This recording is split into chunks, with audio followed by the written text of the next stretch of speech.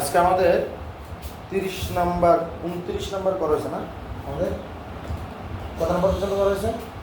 30। আজকে 30 number 29 30 number করা হয়েছে তো। আজকে হলো 31 নাম্বার। জি 31 নাম্বার ম্যাথ বলা হয়েছে, এটা হলো 4.2 এর 31। আমাদেরকে বলা হচ্ছে ভাগ করতে হবে a স্কয়ার x বিয়োগ 4ax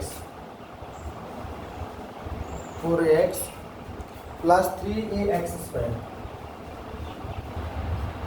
এটা আমরা ভাগ করবো, কত দিয়ে ভাগ করবো? a প্লাস 3x মাইনাস 4 এটাই ভাগ করবো। এর যদি ভাগ করে দেয় এখানে কি আছে? আমি তোদেরকে ওই আচ্ছা যেটা সেটা এখানে আছে, এখানে স্কয়ার আছে আচ্ছা না? তাহলে এখানেও প্লাস এখানেও প্লাস, তাহলে এখানে প্লাস প্লাসটা দিতে হবে না? এখানে a এখানে স্কয়ার, তাহলে এখানে দিব a।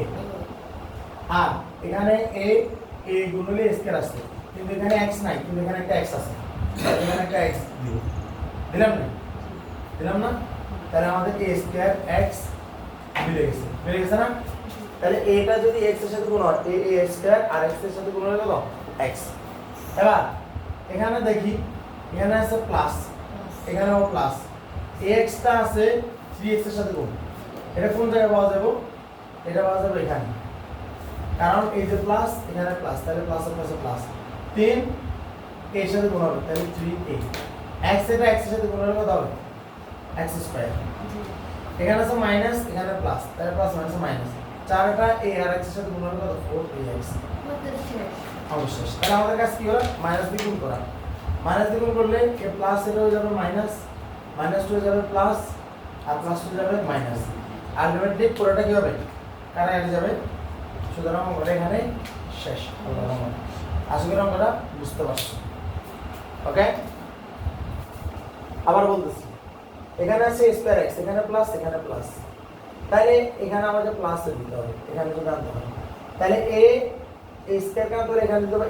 a মানে স্কয়ার, আর এখানে x নাকি এখানে x আছে, তাহলে দিতে হবে এখানে একটা x, যেটা মানে স্কয়ার x।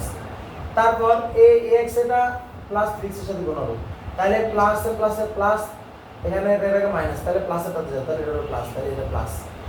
3 এর সাথে a গুণ হলো 3a, x এর সাথে x গুণ হলে x স্কয়ার, আর মাইনাস প্লাস মাইনাসে মাইনাস 4a x এর সাথে গুণ হলে 4ax।